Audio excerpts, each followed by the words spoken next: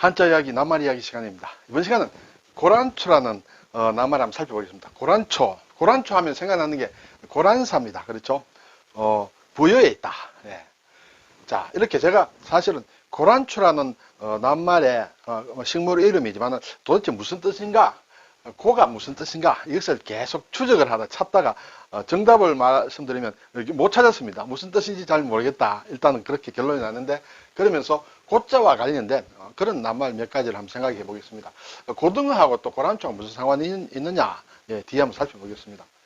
자, 고란초는, 고는 언덕고다. 언덕고.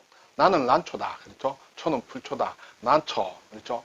자, 언덕고다. 언덕고인데 글자를 보면 거의 잘 쓰지 않습니다. 흰 백자가 있고 아래에는 이런 글자가 있다. 네, 나아가 토라고 하는데 거의 쓰지 않는다. 그렇죠? 근데 이 글자를 분석해 놓은 학자들 얘기에 따르면 이것은 흰 머리뼈, 이것은 백골이다. 백골. 짐승이 이렇게 죽은 백골, 그리고 네 발 짐승의 죽음, 사체를 얘기한다. 그렇죠? 그렇게 이 글자를 해석하고 있는데 정작 의미로 보면 그거하고 전혀 상관이 없습니다. 언덕고자다. 또는 못이다. 물이 있는 못 고자다. 또는 부른다는 뜻이에요. 부를 호자다. 이렇게 됐어요. 전혀 상관이 없죠. 그래서 학자들은 또 나름대로 이렇게 상관을 시키기 위해서 뭐 이것저것 얘기들을 많이 합니다만 저희들은 저로서는 알 수가 없고 또 아마추어들은 몰라도 상관없겠다는 생각도 듭니다. 네, 양해를 해주시고요. 어쨌든 이러한 뜻으로 쓰인다. 언덕, 못, 부르다 이렇게 쓰인다는 것이 이 고자다.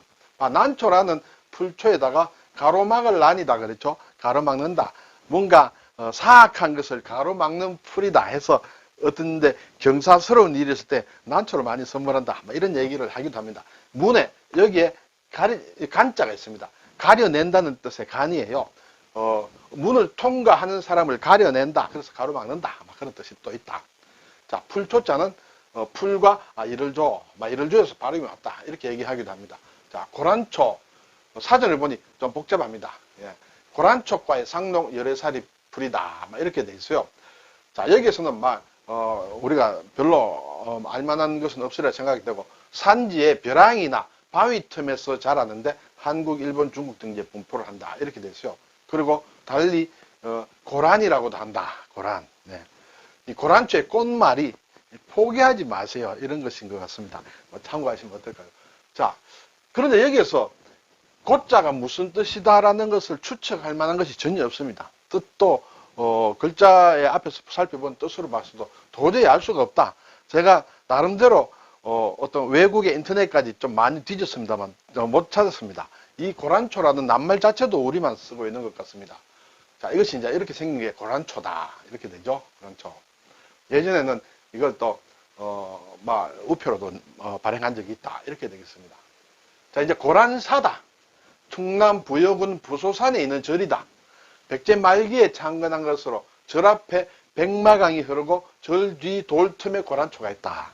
그래서 일반적으로 고란초가 있기 때문에 고란사란 이름이 생겼다. 이렇게 얘기들을 하고 있습니다. 근데 간혹 보면 인터넷을 보면 고란사에 있기 때문에 고란초다. 이런 얘기도 있는데 그것은 아니고 고란초가 있어서 고란사다. 그래서 어떻게 이 고자의 연역에 대해서 의미에 대해서는 더 이상 알 수가 없다. 그런 상황이에요.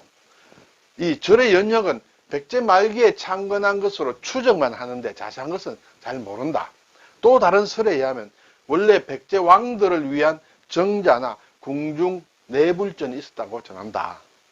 또는 백제가 멸망할 때 이제 낙화하면서 사라져간 궁녀들의 넋을 위로하기 위해 고려 현종 때 지은 사찰이라고도 한다. 이렇게 설이 있다. 이렇게 되겠습니다. 근데 이 고란사에서 뒤쪽에 나오는 고란초가 있는 곳에 물이 좋은 모양이에요. 그래서 백제의 왕들은 항상 매일 궁녀들에게 고란사에 가서 물을 받아오너라. 약수를 받아왔겠죠. 약수를 받아오너라. 이렇게 얘기를 했습니다. 그러고 나서 증거로서 고란사 물인지 아닌지 확실히 알기 위해서 고란초의 잎을 따서 물에 띄워오너라. 이렇게 얘기를 했다고 합니다. 네. 자, 이것이 이제 여기가 고란사다. 자, 결국 고란초, 고란사를 봤는데 고자가 무슨 의미인지는 풀리지 않는다. 현재 풀리지 않은 숙제로 저는 가지고 있다. 혹시 아시는 분 있으면 댓글로 좀 전해주시면 어떨까요? 자, 그런데 전에도 한 말씀 드렸습니다만 고란초, 란초 그렇죠? 난초가 아닌데 난자가 붙은 식물이 있죠. 문주란이다, 군자란이다, 용설란이다, 고란초다. 예전에 제가 문주란, 군자란, 용설란 다 한번 다룬 적들이 있습니다. 이런 것은 난초가 아니지만 난자가 붙었다. 자, 이제 고등어다. 고등어. 자, 고자가 같은데 원래 고등어는 순우리말입니다. 그런데 정약전에 자산어부에 보면 고등어를 이 고자를 써서 나타냈다. 여기에서도 역시 의미는 잘 모른다 이렇게 되겠습니다. 그리고 또 다른 표현으로는 고도어 막 이렇게도 쓴다 이렇게 됐습니다. 고등어. 근데 원래 고등어는 순우리말인데 원래 최초의 말은 고도리가 맞다. 고도리가 고등어였다. 근데 지금은 고도리를 고등어 새끼를 고도리라고 한다. 그렇지만 원래 고도리가 고등어였다. 여기에서 고도리에서 여기에 고기 어자가 붙다 보니까 여기에 고도어가 됐다. 그렇죠? 그러고 나서 이제 나중에 고등어가 됐다. 막 이렇게 말이 변하지 않느냐 이런 생각이 듭니다. 그리고 고등어를 달리 한자로 쓰면 벽문어다. 벽문. 벽이라는 것은 푸르다는 뜻이에요. 그렇죠? 푸를 벽이다.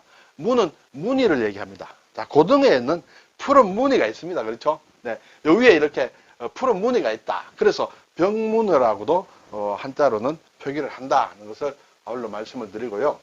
그리고 이제 또 다른 한자 말로는 청어라고 합니다. 청어. 여기에 물고기 어자에다가 풀을 청자를 써서 청어다. 아까 앞에서도 봤습니다만 덩푸른 물고기다. 그렇죠? 청어라고 한다.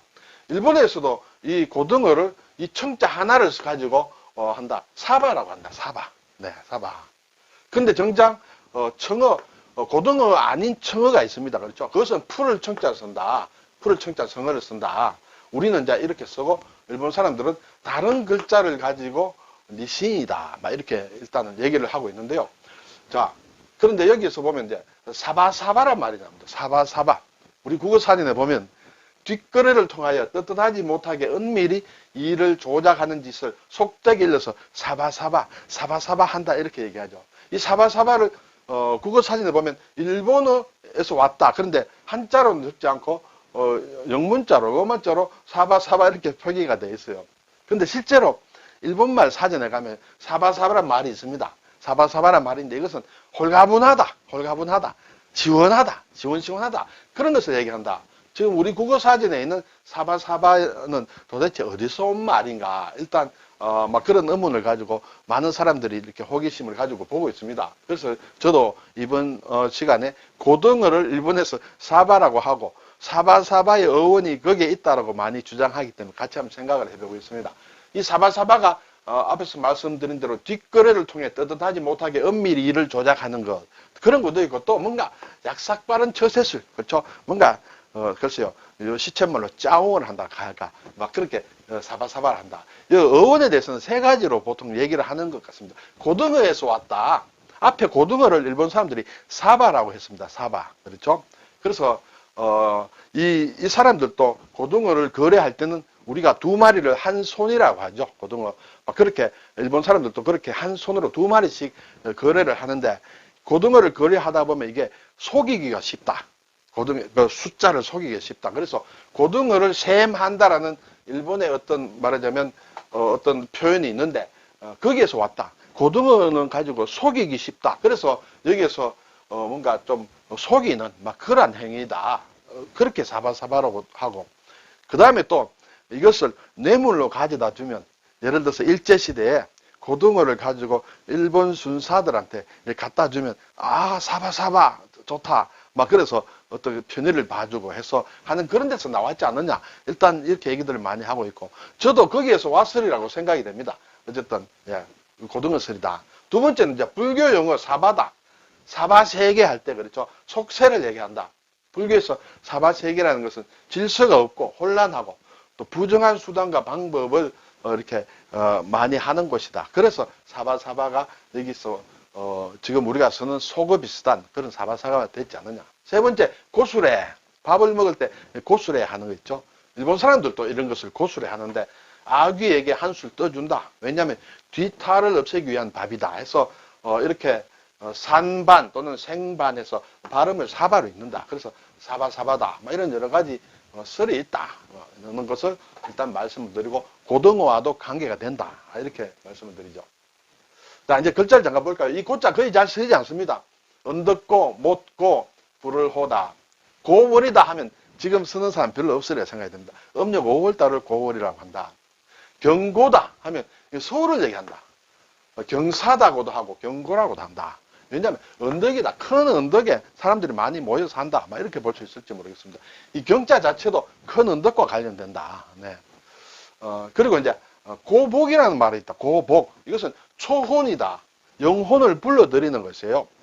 사람이 죽었을 때 그 사람이 생시에 입던 옷을 왼손으로 잡고 오른손은 허리에 대고 지붕이나 마당에 서서 북쪽을 향해서 아무 동네 아무개 복 돌아오너라. 그런 얘기죠. 복이라고 3번 부른다는 것이에요. 그것이 고복이다.